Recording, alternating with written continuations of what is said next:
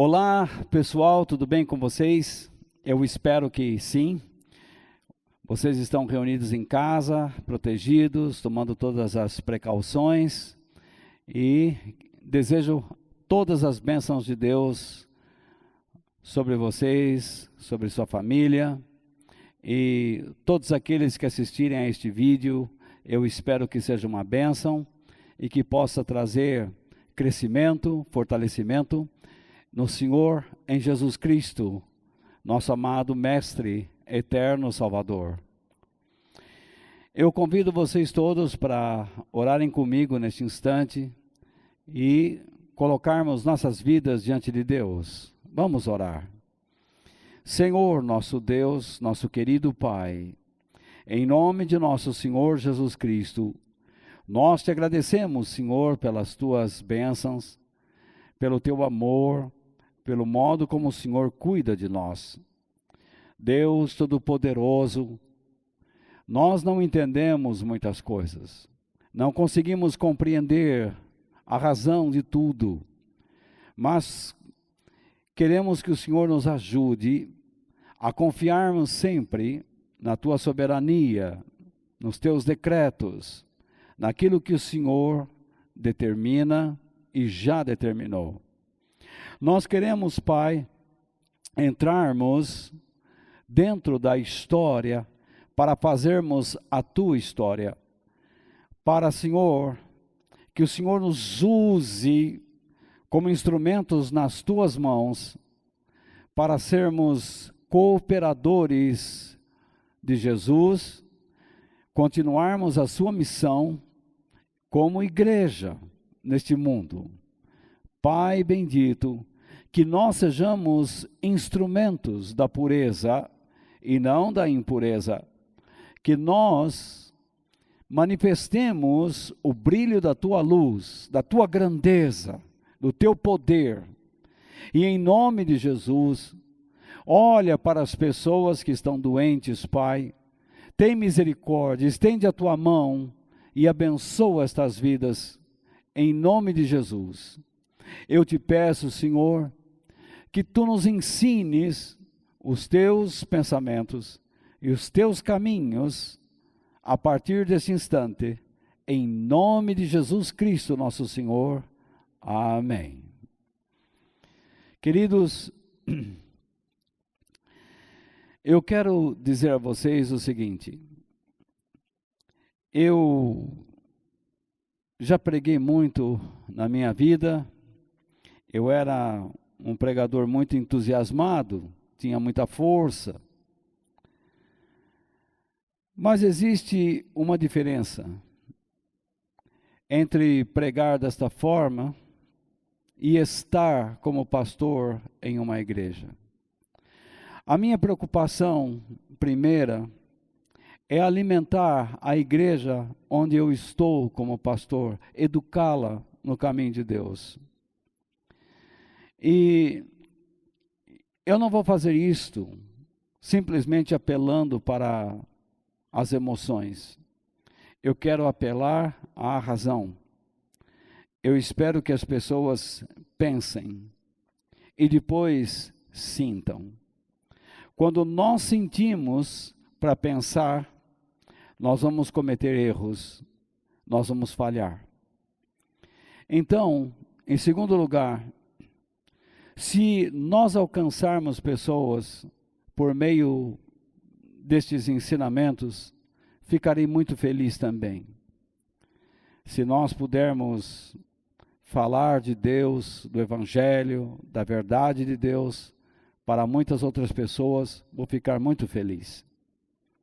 Em terceiro lugar, eu não tenho o objetivo de alcançar fama, nem de alcançar milhões, via YouTube ou qualquer mídia social. O meu desejo é passar o Evangelho e que ele atinja as pessoas que Deus quer atingir. Então, vamos deixar bem claro isto. Uma coisa é você pregar, outra coisa é você estar como um pastor ensinando em uma igreja, cuidando de ovelhas. Então, vamos ter cuidado, não exijam de mim aquilo que Deus não quer.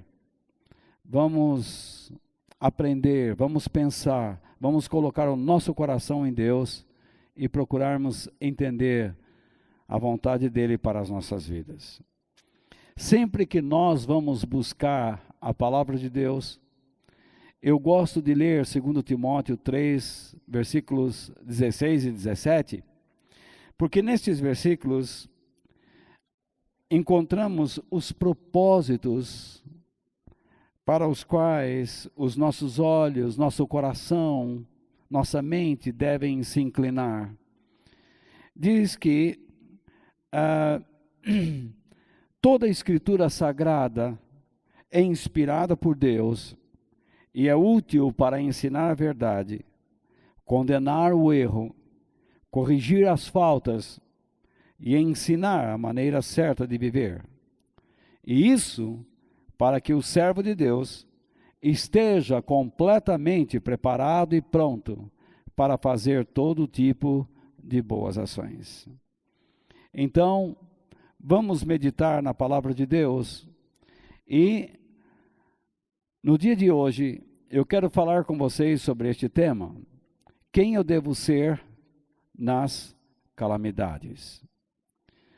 O texto base está no Salmos 147, verso 5. Lá diz o seguinte, eu não sei se eu coloquei o versículo, acho que não, mas é um versículo curto e diz assim: grande é o nosso soberano e tremendo é o seu poder. É impossível medir o seu entendimento. Então vamos lá. Ele diz grande. Grande é o nosso quem? Soberano. Repare bem, Deus é soberano. O que é um soberano? É um senhor que controla tudo. Ele é dono de tudo. Então o nosso Deus é grande, é soberano e além do mais, ele é tremendo. Tremendo por quê? Porque ele nos enche de expectativas. Nós nunca sabemos realmente o que ele irá fazer. O que nós temos escrito na Bíblia, muito bem, já sabemos. Mas no curso da vida, eu não sei o que ele pode fazer. Então, aqui diz que o poder de Deus é tremendo. Muitas vezes nós pensamos que o poder de Deus é tremendo só para nos livrar de problemas, para nos tirar de situações e adversidades. Mas muitas vezes o poder de Deus nos sustenta no meio das aflições. E ele nos ajuda a superarmos, a passarmos por estes vales, a passarmos por águas profundas, pelo meio das chamas. E então, o texto ainda diz que é impossível medir o seu entendimento. É impossível percrustar, é impossível analisar, é impossível conhecer totalmente o que se passa na mente de Deus. Eu encontro pessoas que às vezes me perguntam: Walter, em momentos de tragédia, como é que eu posso reconciliar a ideia da soberania de Deus com a compaixão que eu devo ter das pessoas? O que eu tenho que fazer? Como eu tenho que proceder? Como eu tenho que agir em meio às calamidades? Eu pergunto, dizem estas pessoas a mim, qual a razão de eu sentir compaixão de alguém, sabendo que ela está passando por uma situação pré-determinada por Deus? Então eu devo deixá-la. Por que eu tenho que orar por essa pessoa? Por que eu tenho que ajudar essa pessoa? Por que eu tenho que chorar com ela? Se eu já sei, e ela deveria saber, que tudo que está acontecendo na vida dela é a vontade de Deus. Você vive por aí dizendo, Walter, que nada nos acontece por acaso. Tudo acontece no tempo determinado ou pré-determinado por Deus. Tá bom. Se isso é assim, então por que eu devo ficar desesperado? Por que eu devo orar? Por que eu devo chorar? Por que eu devo me alegrar? Enfim, por que eu devo expressar sentimentos e emoções? Nesse momento que nós estamos vivendo, nós estamos enfrentando uma calamidade. Uma calamidade de dimensões globais. E o que é uma calamidade? Uma calamidade é uma catástrofe, é um momento de adversidade, é uma desgraça, uma fatalidade, um infortúnio, um revés. Nós temos calamidades de âmbito global, temos calamidades estatais, em países, familiares, e por que não, calamidades pessoais. Então, esta semana, no Rio de Janeiro, um garoto de 14 anos, que estava dentro da sua casa, ou da casa de amigos, não me recordo muito bem, me desculpem. E eles estavam ali, acho que mexendo em videogame, e a polícia chegou atirando, segundo dizem os moradores. E eles chegaram atirando, e um dos tiros, ou 2 ou 3 tiros, pegaram no menino, no rapaz, e ele veio a óbito. Ele veio a falecer. Não é uma desgraça? É uma desgraça familiar. E se os policiais agiram imprudentemente, também não foi uma desgraça para eles? Notem, esses homens estão debaixo de pressão.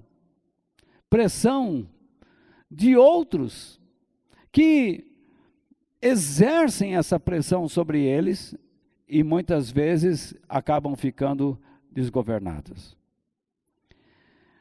São calamidades que nós temos que enfrentar. E agora, como é que nós vamos reagir a isso? Nós estamos enfrentando um problema desse vírus que está aí, endoidando todo mundo, causando neuroses em alguns políticos, fazendo com que alguns tomem decisões absurdas, totalmente equivocadas, porque esse vírus não vai sair mais do nosso meio, porque ele já encontrou no ser humano o seu hospedeiro, já fez mutação e agora está alcançando outros seres humanos. Todo vírus é uma bênção para a natureza, porque ele ajuda a eliminar as pragas na natureza. Então nós temos um vírus nos morcegos, que é uma bênção para o morcego. Deus o fez assim, mas resolvemos comer morcego. Então aquele vírus veio para o homem, encontrou no homem um lugar de hospedagem, e ali sofreu mutação, e agora ele contamina outras pessoas. Há uma ideia errada de que eu estou brincando com esta doença. Eu não estou brincando, mas eu digo claramente que nós estamos entrando numa neurose, e algumas pessoas não sabem o que fazer, ficam apavoradas. A única coisa que algumas pessoas fazem é terem medo de morrer. E se você tem medo de morrer, é porque você tem problemas. Pode ter certeza disso. Então, voltando ao assunto do garoto, eis uma questão que eu coloco aí para vocês. A morte desse garoto, lá naquele lugar onde ele estava, foi determinada por Deus? o que você me diria? Deus determinou que aquele garoto morreria naquele dia, e tem mais. A família do garoto dizia que ele era um menino muito bom. A vida dele era ir para a igreja, para casa, jogar videogames no celular, depois ele ia para a igreja, para casa, usava o celular para videogames, ele não ficava andando por aí, fazendo arruaça em bandalheira, e Deus permitiu que ele morresse. Quando nós examinamos as diferentes situações, nós temos que examinar a soberania de Deus pela ótica da sua onisciência. O que é onisciência? Onisciência é a capacidade que Deus tem, é um atributo, é um caráter, é uma característica do seu ser. Ele não pode ser outra coisa, ele é onisciente. Ele conhece todas as coisas sem que estas existam.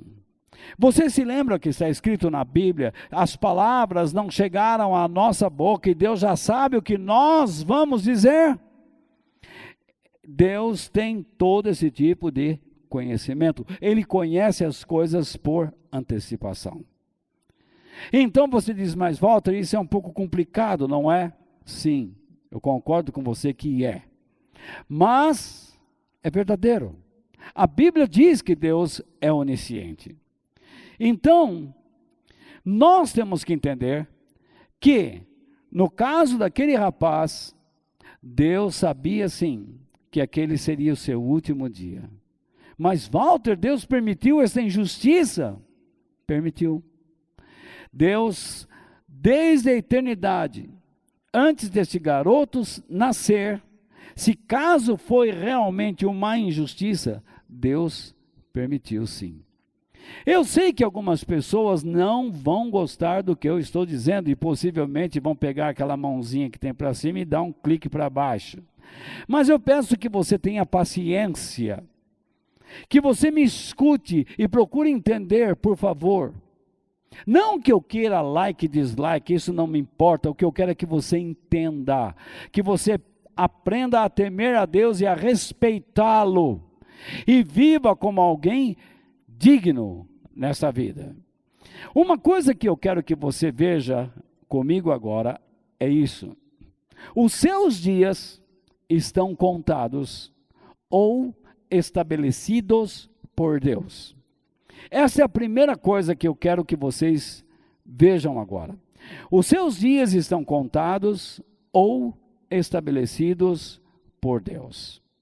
O livro de Jó nos ensina o seguinte. Em Jó capítulo 14, versículo 5, está escrito assim: Tu já marcaste quantos meses e dias cada um vai viver. Vamos ler de novo? Tu, ele está se referindo a Deus, tu já marcaste quantos meses e dias cada um vai viver. Então eu coloco uma explicação para que você possa entender melhor a ideia. Se bem que aí não tem nada de difícil aí. Então, os dias da nossa vida já estão determinados, já estão contados, já estão pré-determinados por Deus. Então Jó continua: isso está resolvido e ninguém pode mudar. Ou seja, Deus colocou os limites dos nossos dias e nenhum dia será acrescentado. Imagine só. Então Jó diz: Deus determinou quantos dias, quantos meses, quantos anos eu vou viver, tá? Deus determinou, e ele diz que ninguém pode mudar isso. Por quê? Porque Deus é o Senhor do tempo. Eu mesmo não sei como eu vou morrer. Pode ser que esse dia, quando chegar, chegue de modo tranquilo, eu tenho uma morte tranquila. Mas pode ser que eu tenha uma morte trágica, num acidente. e comigo outras pessoas morram também? Uma queda de avião, um barco que submerge, ou então estamos brincando num rio qualquer e vem uma cabeça d'água lá e de repente morremos todos afogados, arrastados pela correnteza, ou então eu vou estar num terremoto, num furacão ou num tornado, eu sei lá o quê, num acidente de automóvel. Eu não sei como será o dia que eu vou morrer, assassinado, mas o dia da morte chegará. E nenhum dia a mais acontecerá a minha vida. E quando será isso? Ninguém sabe. Deus é o Senhor do tempo. Você não sabe quando vai morrer. Eu não sei quando eu vou morrer. Mas vamos enfrentar a morte. E isso nos leva a um segundo ponto. Saiba que é impossível adiar o dia da sua morte. É impossível. Você pode clamar, mas quando chegar o momento, você deixará esta vida. A sabedoria divina, no livro de Eclesiastes, capítulo 8, verso 8, nos diz o seguinte: ninguém pode dominar, ou seja, ninguém consegue ser soberano. Sobre o quê? Sobre o vento. Só uma ex-presidente consegue conter o vento. Mas ninguém consegue. Isso é um milagre que ela consegue, né? Ela estoca o vento. Então, veja só. Ninguém pode dominar o vento, nem segurá-lo. Isto é, ninguém consegue retê-lo, impedi-lo, limitá-lo, proibi-lo ou fazê-lo calar. Não é? Eu conheço somente uma pessoa que foi capaz de fazer isso: Jesus. Ele falou com o vento: aquieta, e o vento ficou quieto. Deus, quando o povo de Israel saiu do Egito, Deus enviou um vento que abriu o mar ao meio e secou o chão, e o povo passou por terra seca. Então você imagina o poder desse Deus como é tremendo. Então o sábio continua: assim também ninguém pode evitar. De novo, ninguém pode ter o senhorio, a soberania sobre o quê? Ninguém pode evitar o quê? A morte. E nem deixá-la para outro dia. Ou seja, ninguém pode dizer à morte que venha no outro momento, no outro dia.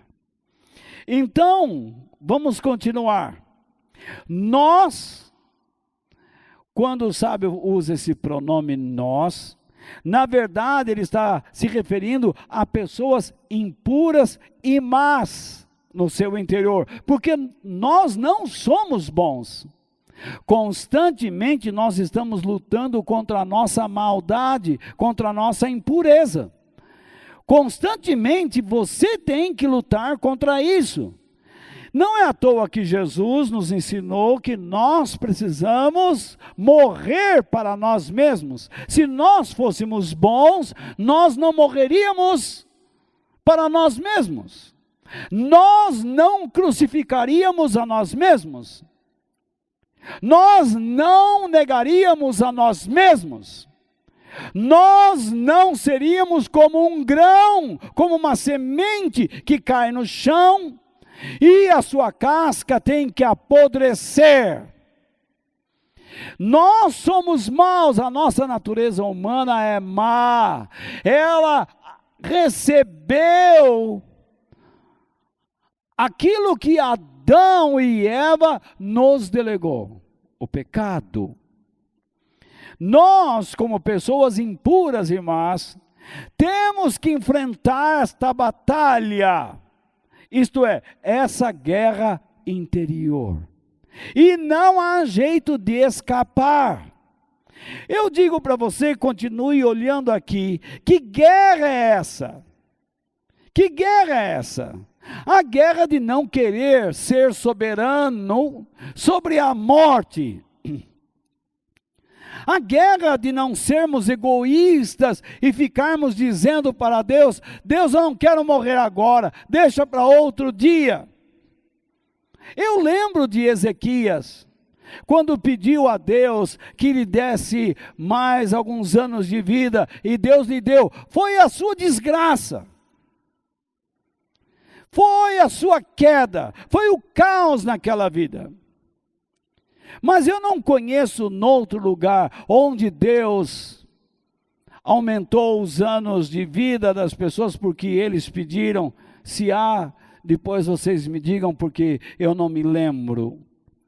Mas a Bíblia diz que nós não devemos ficar pedindo que a nossa morte se adie, seja procrastinada.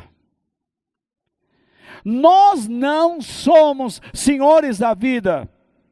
Por isso nós não conseguimos predizer o tempo que nós existiremos sobre a terra ou o tempo que nós deixaremos este mundo. A vida que nós amamos pode terminar a qualquer instante, pela vontade de Deus. Porque Deus nos formou no ventre de nossas mães, e lá Ele determinou como seriam os nossos dias. Foi o que Davi disse no Salmo 139. Saiba que a dificuldade e o desafio que nós temos para aceitar essas verdades bíblicas não pertencem somente a nós, pertenciam também a Davi. Porque Davi também declarou no Salmo 139, como é difícil entender os teus pensamentos, como eles são grandes. Como é difícil entrar na tua mente, ó Deus, e poder compreender tudo o que tu fazes. Mas para Davi, o mais importante não era entender tudo que Deus faz, mas era ter a sua presença em todo o tempo, porque ele diz, quando eu acordo, eu percebo que tu estás ao meu lado. Isso é muito importante. Em tempos de calamidades, em tempos de alegrias, ter a presença de Deus ao lado. Davi sabia que tudo que acontecia a ele não era obra do acaso, mas era a vontade de Deus, era o plano de Deus para ele. Davi tinha plena certeza de que Deus estava com ele o tempo todo. Davi escreveu o Salmo 139 para expressar 3 preciosidades acerca da pessoa de Deus. Ele fala dos versículos 1 ao 6 sobre a sua onisciência, a sua capacidade de enxergar as coisas antes que elas aconteçam. Davi fala também nos versículos 7 ao 12 sobre a sua onipresença. Deus sempre está, Ele não estará, Ele não esteve, Ele está. Deus não está preso ao passado, Deus não está preso ao futuro, Ele está onde estiverem 2 ou 3 reunidos em meu nome, eu estou no meio de vocês. Deus sempre está. O Espírito Santo está com você, o Espírito Santo está comigo, amanhã Ele está, porque Deus é eterno, Ele não está preso ao tempo e ao espaço. Davi também fala nos versículos 13 ao 18 sobre a onipotência, sobre o poder de Deus, como Ele é poderoso. Ele faz com que os jovens, 3 judeus jovens, andassem pelo meio do fogo. Ele fez com que o povo passasse pelo mar vermelho. Ele fez a terra parar de girar, o sol parou no céu. E o povo venceu a batalha. Ele derrubou os muros de Jericó. Mas Deus enviou pestes. Pestes sobre os egípcios. E enviou pestes, calamidades sobre o seu próprio povo também.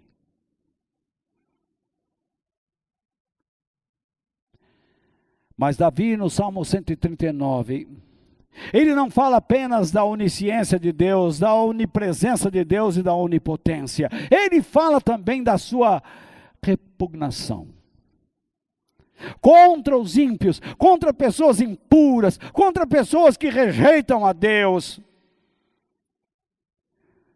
Mas ele diz mais uma coisa.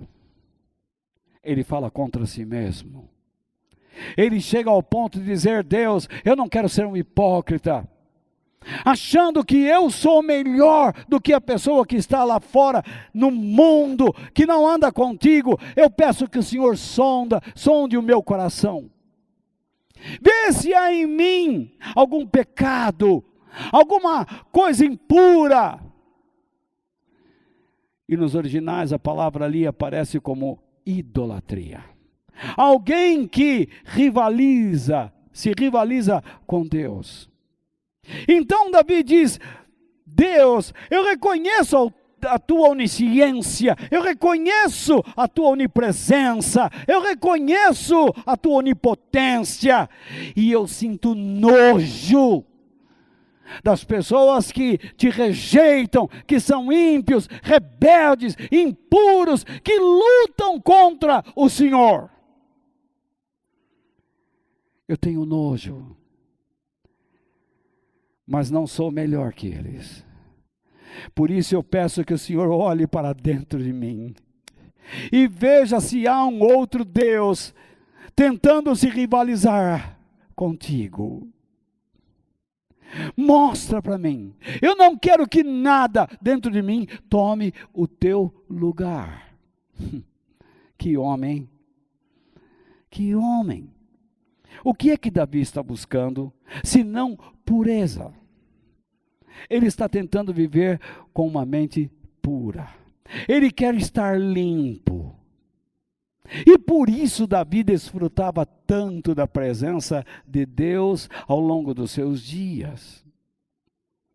Segundo Jesus, quem não se esforça para ter um coração limpo, não pode ver a Deus.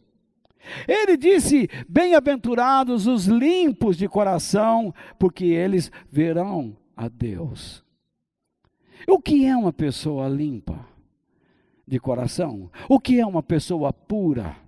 Não é uma pessoa sem pecado, não é uma pessoa sem falhas, não é uma pessoa que não carregue consigo fragilidades.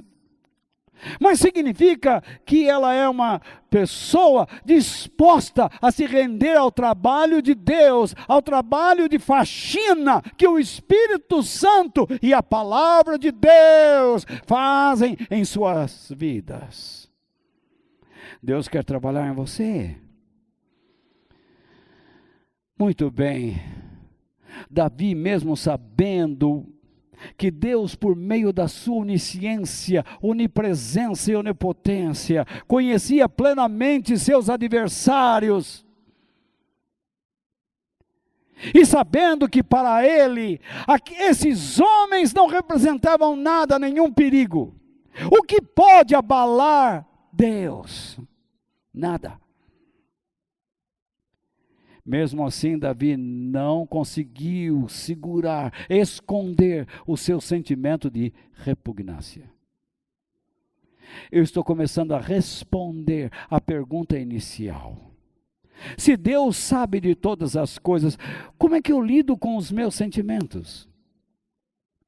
Se Deus está no controle de tudo, por que eu tenho que sentir compaixão? Por que eu tenho que sentir repugnância? Deus não sabe, Deus não criou cada situação, então deixa a vida levar. Não. Davi não está preocupado agora com a onisciência, com a onipotência, com a onipresença, mas ele está olhando estas pessoas e diz: eu não acredito. Como é que eles conseguem viver dessa maneira? Sendo Deus tão poderoso, tão grande, como é que eles não vivem de modo sério?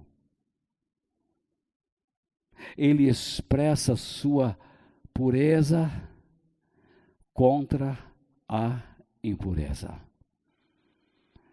Em terceiro lugar, vem um apelo, assim como Davi foi, que nós sejamos. Seja um agente para a pureza, para o trabalho da pureza, e não um propagador da impureza. Trabalhe pela santidade, trabalhe pela vida dedicada a Deus, e não por uma vida afastada dele.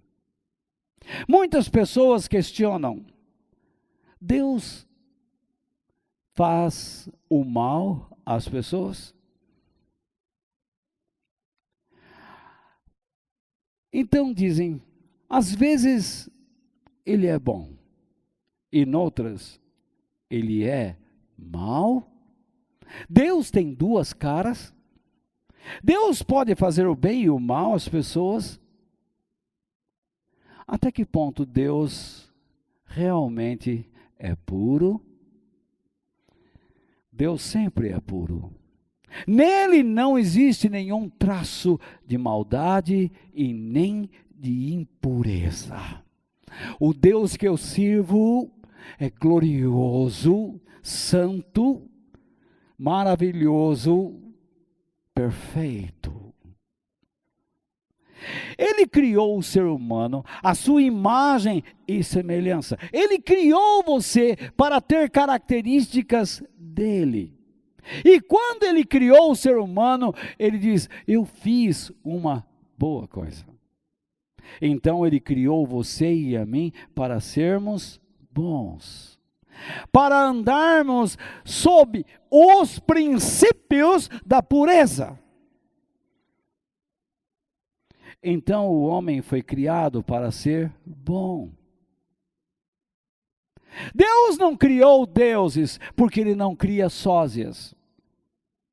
Imagine uma competição de deuses. Nós que não somos deuses, já tentamos competir com ele. Imagina se fôssemos. O que não faríamos neste universo? Vocês estão comigo?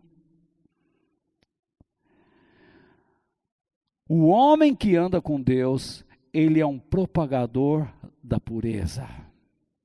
Mas o homem afastado de Deus se torna um agente do mal. Ele provoca o mal, primeiro contra si mesmo e depois aos que são próximos a ele. Mas, Walter, o que é o mal? O mal é a transgressão às leis de Deus. O mal se revela por atos que você comete que transgridem as leis de Deus e por atos que você deveria estar praticando, porque aquelas atitudes expressariam a lei do Senhor, a grandeza dele, e você não faz. Mas quem pratica o mal?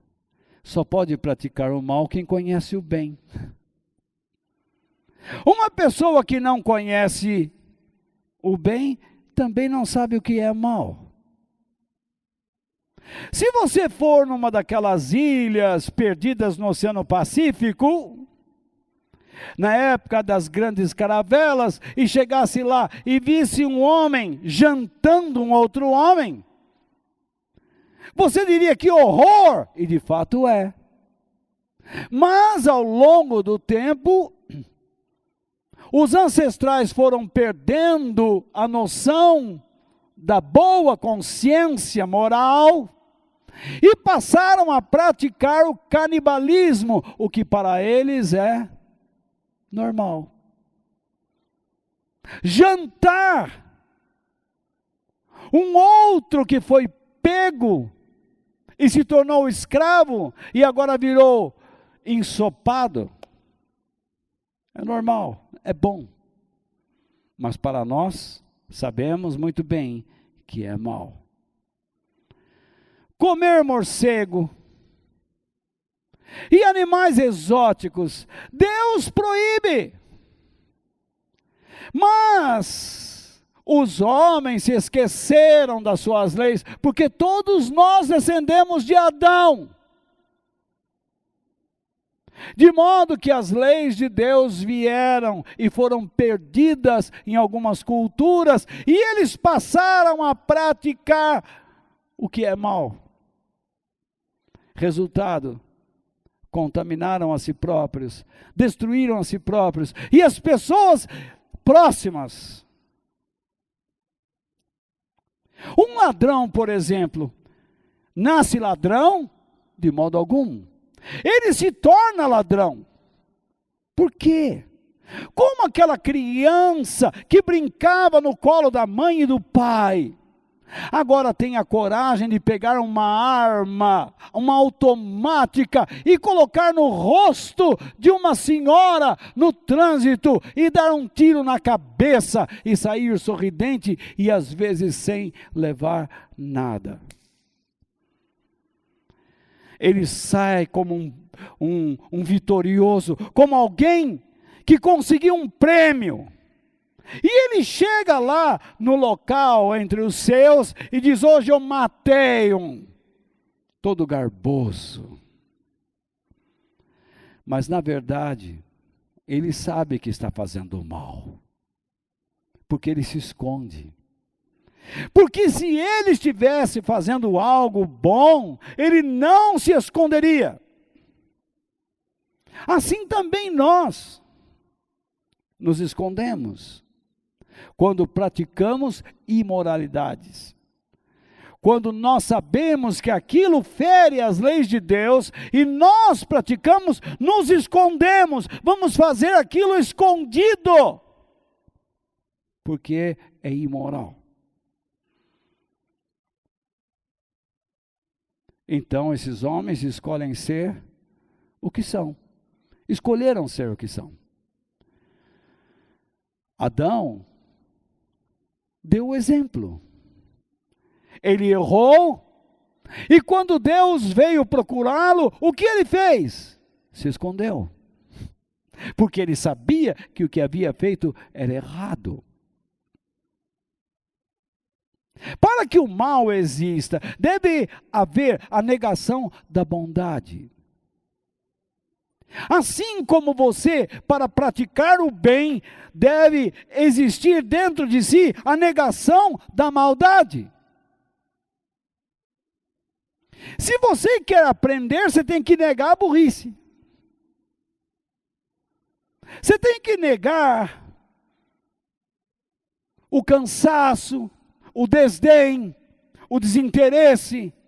Se você pega um livro para ler, você tem que vencer as etapas que o impedem de abrir as páginas e de ler aquelas letras embaralhadas.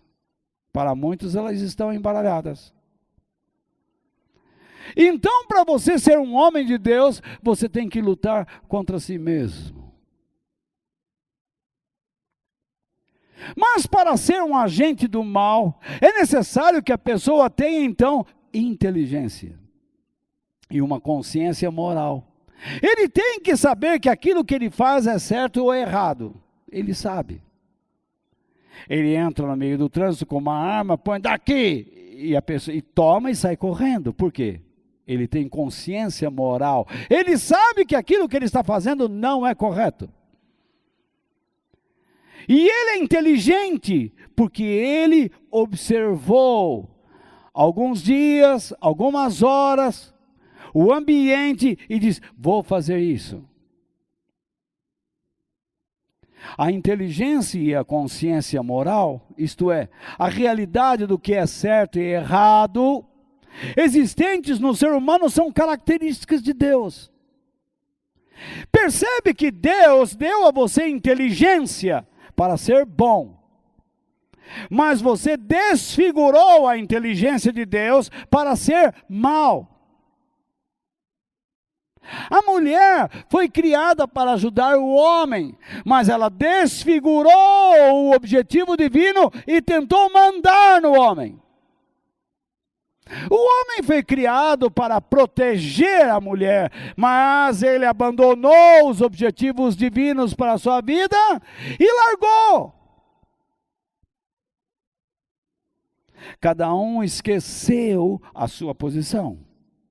O filho foi criado por Deus para honrar seu pai e sua mãe, mas ele abandona os objetivos divinos à sua vida e desonram o pai e a mãe com suas atitudes. Os pais precisam cuidar, ensinar seus filhos, mas eles abandonam os objetivos, os alvos divinos e se descuidam. Não sentam com seus filhos para ensiná-los. Não estou falando de matemática, de gramática, eu estou falando de vida. Ensina o teu filho, ensina a criança o caminho em que ele deve andar. Os pais cristãos não estão fazendo mais isso. Não fazem. Isso é mal. Satanás foi um anjo. Ele foi um querubim. Ele foi criado por Deus para ser bom. Mas o que ele fez? Ele se encheu do mal. Ele disse: eu vou sentar nesse trono. E ele então se encheu do mal e começou a contaminar outros que estavam ao seu redor. E 1/3 dos céus foi contaminada pelo mal. E ele personificou o mal. Satanás hoje em dia é a personificação do mal e ele é inteiramente mal. Ele é a malignidade. Um anjo não pode se arrepender devido à sua constituição. Mas volta, então, Deus criou tudo imperfeito? Sim, porque Ele é perfeito. Deus não pode criar perfeições, porque as perfeições vão competir com Ele. Tudo que Deus criou, ainda que seja imperfeito, foi bom, segundo está escrito no livro do Gênesis. O mundo que nós vivemos foi criado em nosso benefício, mas por que então ele está se tornando tão cheio de maldade, de crimes e de calamidades? Vamos ver o que Jó declara no capítulo 14, versículo 4. Ele diz: o ser humano que é impuro nunca produz nada que seja puro. O ser humano que é impuro nunca produz nada que seja puro. Quando eu venho falar das coisas de Deus para vocês, sabe onde eu coloco as minhas rédeas? Nas minhas opiniões pessoais. Como é difícil conter-se a si mesmo. É difícil manter-se na palavra de Deus. A única pessoa pura é Deus. E tudo que foi criado foi para o benefício do homem. Mas o que fez esse homem? Esse homem passou a propagar o quê? A sua condição de impureza. Eva já estava impura quando disse a Adão: Adão, toma, prove. Nós seremos iguais a Deus. O que significa isso? Que a impureza passa a competir com a pureza. Virou um jogo. Agora Deus diz: vocês não podem me ver. E então a impureza diz: eu não quero ver, eu quero prazer. A impureza me dá prazer, a impureza me dá alegria, a impureza me dá satisfação da carne.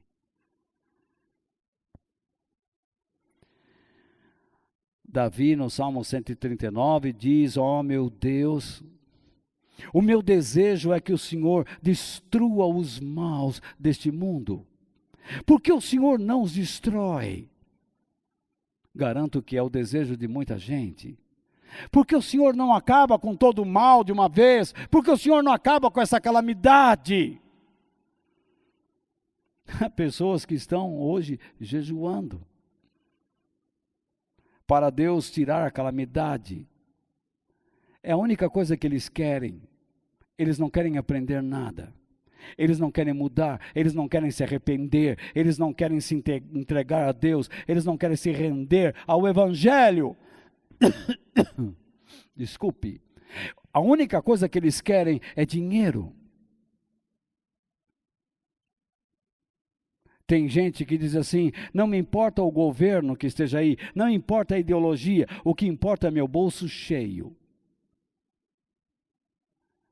Meu amigo, importa sim. O seu bolso cheio pode significar que nós não tenhamos a oportunidade ou não teremos a oportunidade em futuro próximo de pregar a palavra de Deus. De sentarmos num lugar como esse e voltarmos a encher esse lugar, a nos abraçarmos, a abrirmos livremente, espontaneamente a Bíblia. Certa vez Jesus estava caminhando, e o texto bíblico, em João capítulo 9, diz que Jesus viu um cego de nascença. Eu acho que Jesus estava caminhando, e de repente quando ele viu o cego, ele parou e ficou olhando, de propósito. Os discípulos deveriam estar caminhando com ele e olhando a reação dele, para onde ele está olhando lá, e ele começaram a olhar e viram também o cego.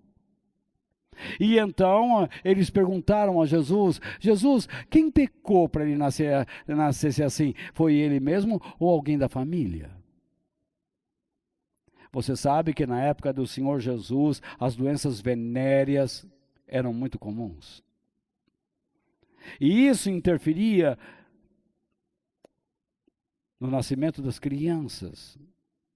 Elas nasciam com deformidades. E era muito comum dizer: quem é que pecou na casa? Quem é que aprontou? E Jesus disse a eles: ninguém aprontou. Não é nenhuma coisa nem outra. Ele nasceu assim para a glória de Deus. Deus determinou que ele nascesse assim. Há crianças que nascem de estupros, há crianças que nascem de violência. Você está dentro de uma casa que você não gostaria de estar, e você diz assim: eu não quero viver aqui, eu não gosto do meu pai e da minha mãe, mas Deus colocou você ali. O problema não é se você gosta ou não gosta, o problema é que você tem que saber como agir. Quem você deve ser diante da sua calamidade? Walter, eu perdi meu emprego e agora? Como você vai agir? Eu não estou ganhando dinheiro. Como você vai agir? Você está diante de uma calamidade. Você perdeu alguém. Como você vai agir? Meu namorado foi embora. Como você vai agir? Eu vou encher minha boca de calmantes. Isso vai resolver?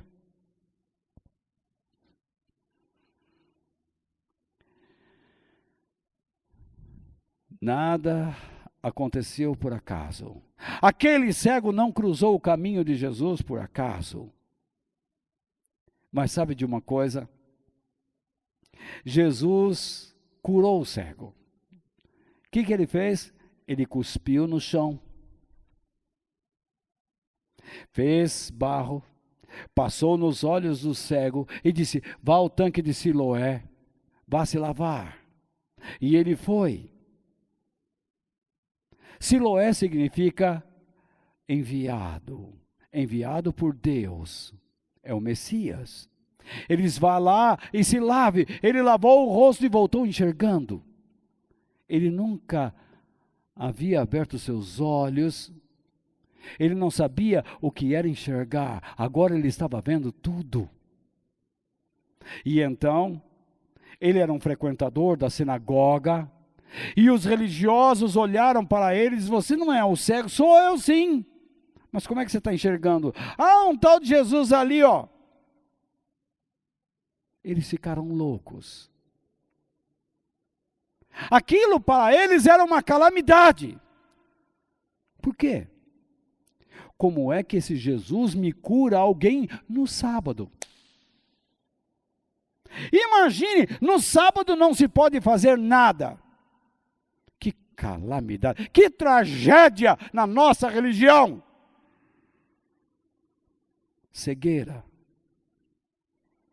Idiotice. O Senhor, Deus, Ele é o dono de tudo e Ele faz tudo o que quer, quando quer.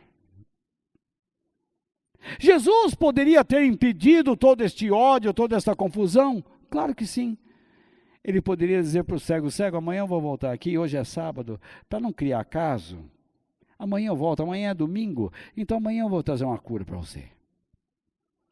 Vamos colocar uma faixa aqui: venha domingo porque haverá curas. Pronto, acabou o problema. Não, mas Jesus resolveu curar o homem no sábado. E ainda fez ele andar. O que não podia. Jesus fez tudo que não podia. Fez ele andar, curou. Isso era uma tragédia. Coisa triste.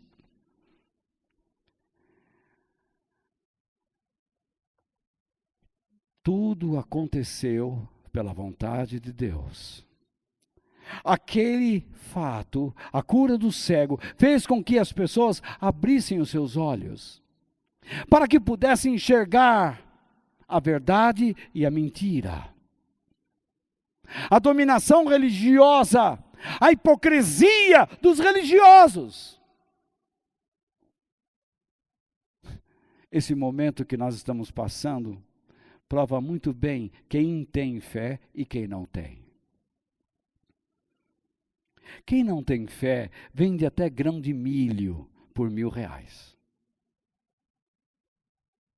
Ou qualquer outro produto da nossa agricultura.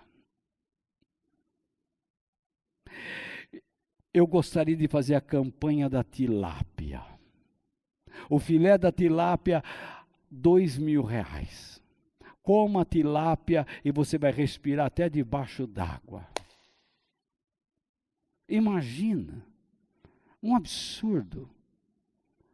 Você vê gente pedindo dinheiro para todo quanto é lado. Em primeiro lugar, a igreja não é prédio. A igreja consiste de pessoas. Ontem, infelizmente, eu estava no funeral da minha querida e amada irmã Marlene. Chegamos lá e nos cumprimentamos. 2 ou 3 pessoas, depois de um tempo, chegaram até a mim e disseram: Walter, eu estou impressionado com esta igreja. Por quê? Vocês não têm medo de nada. Vocês apertam as mãos, se abraçam. Vocês cantam, celebram a Deus. Eu disse: pode ter certeza que temos muitos medrosos no nosso meio. Mas a maioria das pessoas não tem medo. É aquilo que você disse, você só vai sair desta vida quando Deus quiser. E eu disse: é assim que eu creio. Os nossos olhos precisam se abrir para a realidade de Deus e a mentira da carne. Em último lugar, A calamidade nos ensina muita coisa. Eu não estou dizendo que a calamidade é um bem, mas ela pode se transformar em um benefício ao nosso crescimento. Eu não quero que ninguém sofra. Eu não quero que ninguém morra. Mas Deus permite, para que nós aprendamos lições. Aprenda a chorar com os que choram, a se alegrar com os que se alegram, e a indignar-se contra o pecado. Jesus sabia que o cego iria ser curado, não sabia? Claro que sim. Mesmo assim, ele teve consideração por ele. O verbo ver, ter consideração, significa que Jesus teve compaixão, teve um sentimento. Jesus está andando e parou. E olhou. Coitado. Ele teve um sentimento. Jesus demonstrou um sentimento. Você se lembra no dia que Jesus ressuscitou Lázaro? Ele sabia 4 dias antes que Lázaro seria ressuscitado. Ele até mesmo disse: o que Lázaro tem não é para a morte. E ele foi até lá. E quando ele chegou lá, ele chorou. Ele demonstrou o sentimento. O fato de você saber que tudo acontece pela vontade de Deus, não significa que você não deve expressar sentimentos.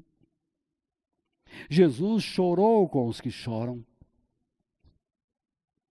Jesus teve repugnância àqueles que pecavam, àqueles que dominavam o povo, que usurpavam o lugar de Deus. Porque muitos religiosos na época de Jesus sentiam que fazer algo no sábado era uma calamidade. Eles se sentiam como deuses, acima de Deus. Eles estavam usurpando o senhorio de Deus, a soberania dele.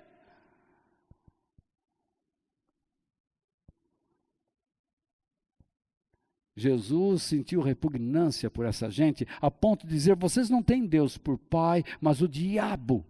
Porque vocês têm prazer em fazer a vontade do pai de vocês, que é o diabo. Jesus se alegrou com os seus discípulos, quando eles voltaram dizendo: ó Senhor, nós pregamos o evangelho, o teu reino, expulsamos demônios, doentes foram curados. E Jesus se alegrou, mas logo em seguida disse: vocês não devem ficar tão alegres assim, porque a alegria verdadeira de vocês é porque seus nomes estão escritos no livro da vida. Jesus sempre apontava para a eternidade. Os religiosos, em vez de se alegrar com a cura do cego, se encheram de ódio, de zanga, de amargura. E Jonas? Jonas foi chamado para pregar o evangelho em Nínive, a mensagem de Deus. E ele foi a Nínive, acreditando que Deus iria esmagar os maiores inimigos de Israel. E ele pregou com tanta má vontade, depois de tudo que ele passou, que não vou ficar explicando aqui. Mas ele chega em Nínive e começa a pregar a palavra de Deus. E ele não acredita no que vê. Ele deve ter massacrado aquela turma, mas ele falou a verdade com tanto peso, e aquilo entrou no coração das pessoas, que impactou, e eles se arrependeram. E ele não acreditou. Aquilo foi uma calamidade. Como ele reagiu? Ficou depressivo. Ficou com raiva. Você vê Não importa se você é cristão ou não, se você é de Deus ou não, se você não sabe agir corretamente diante das calamidades e tragédias, adversidades, você vai cometer bobagens. Você vai fazer bobagens. Como eu gostaria que esta mensagem aqui, que esta meditação, servisse a vocês com uma grande bênção de Deus. É tudo que eu desejo. Eu não sou melhor que ninguém. Mas tudo que eu quero é passar a vocês uma verdade. Deus é o Senhor de tudo. Ele permite que nós enfrentemos tristezas, calamidades, para abrir os olhos de terceiros e também os nossos, mudar nossos corações, mudar o coração ou os corações das pessoas, a mente deles. Às vezes eu vejo cristãos dizendo assim: Walter, eu não vejo a hora da gente se reunir, mas para ficar na mesma coisa? Ou você está aprendendo algo? O mundo não está. O mundo gostaria de se travestir de ratos, entendam bem, para entrar no esconderijo e ficar lá escondido. Estão com medo dos gatos.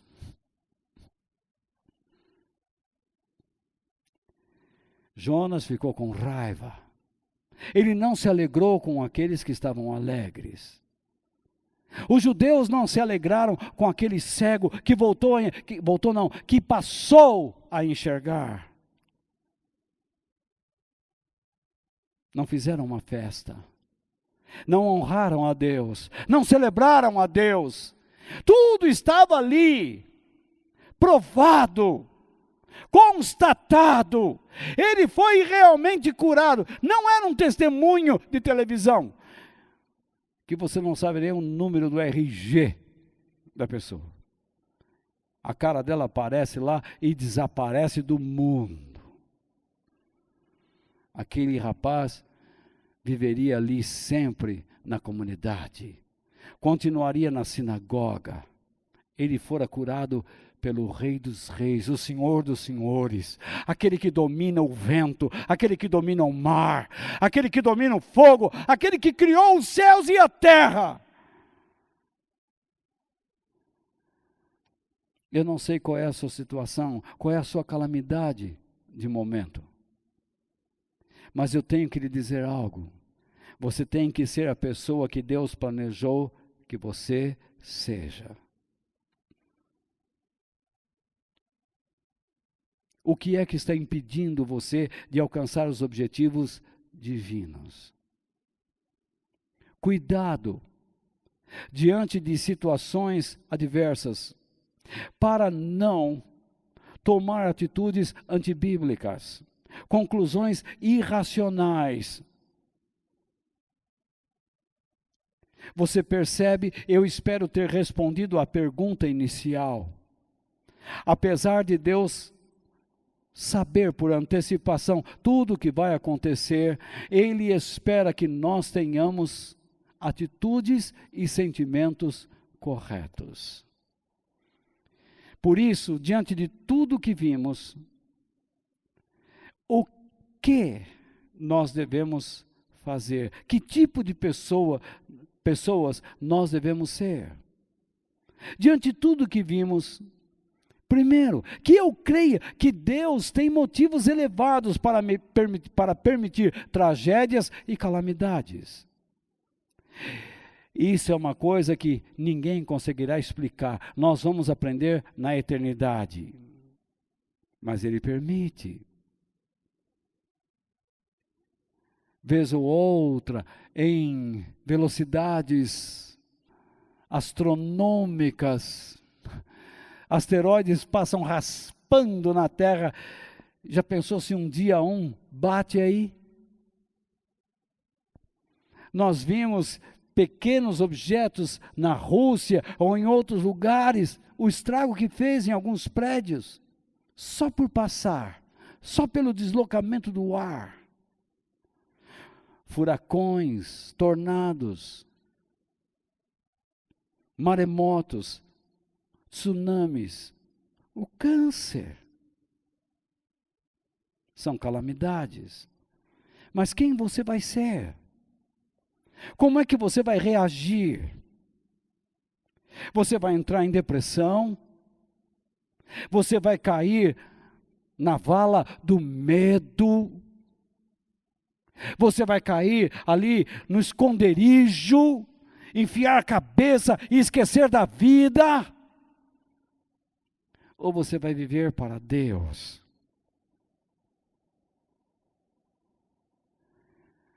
Meu amigo, lembre-se que Deus é que tem os motivos elevados e Ele sabe por que permite determinadas coisas. Portanto, que tipo de pessoa eu devo ser? Que eu respeite a soberania divina e os seus decretos. Não adianta você dizer, eu gosto, não gosto, eu gosto. Não, respeite. Seja submisso. Humilhem-se debaixo da poderosa mão de Deus, porque no tempo determinado, no tempo que Ele decretou, no tempo da sua soberania, no tempo da sua providência, Ele vai te levantar, Ele vai te exaltar. Muitos riram de você, não é? Muitos zombaram de você, caçoaram de você, mas o Senhor vai te levantar se você andar direito.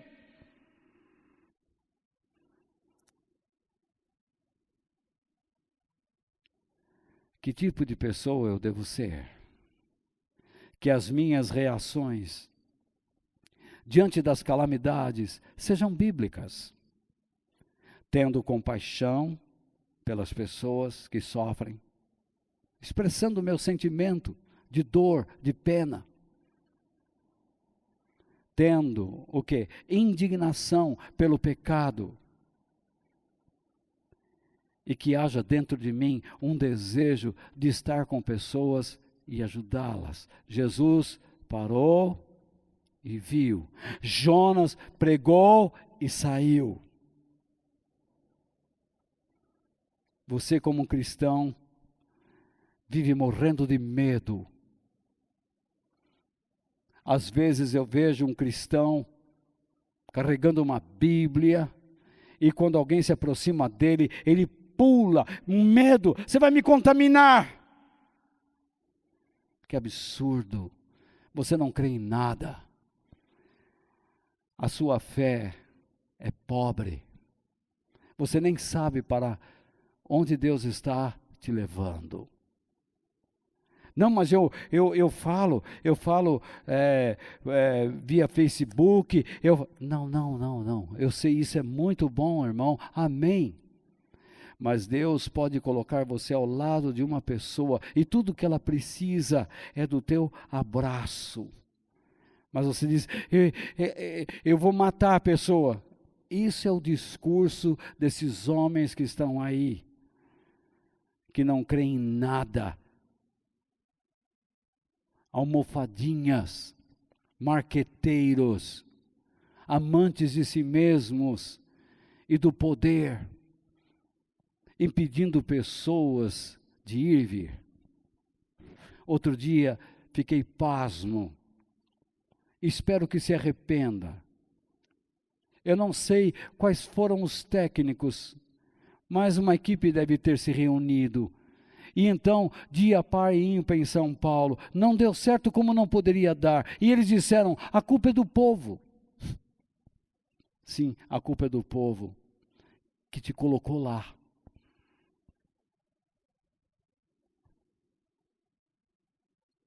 Sejam humildes, reconheçam que estão errados, vamos aprender. Diante das calamidades que estamos enfrentando, vamos ajudar pessoas e não massacrá-las.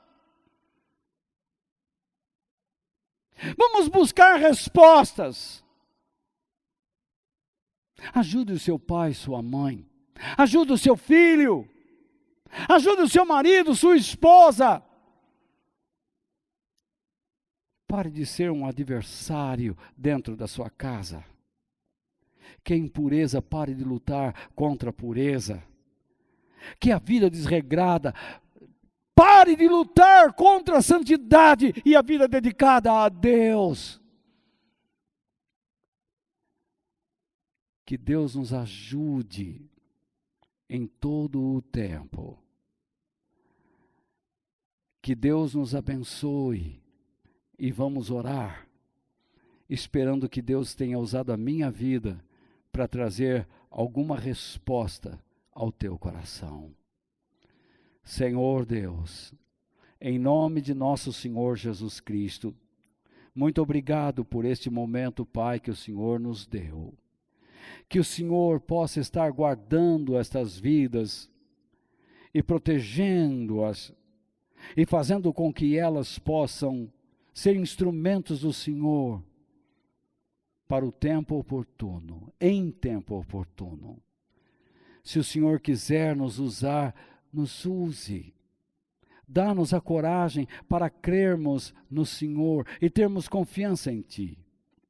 Fortalece a nossa igreja, fortalece os cristãos em nosso país e no mundo. Pai, diante das calamidades, que nós sejamos as pessoas que Te agradam, que Te exaltam e que Te dão prazer. Em nome de Jesus. Amém. Queridos, desejo a vocês uma nova semana abençoada por Deus. Eu acho que terça ou quarta-feira vai ser feriado de Natal e 1º do ano, o que estão colocando todos os feriados. Não, acho que não. Acho que vai continuar no Natal. Mas segunda-feira é feriado e eu espero que vocês tenham um bom feriado e uma boa semana. Em nome do Pai, do Filho e do Espírito Santo. E até. Fiquem com Deus.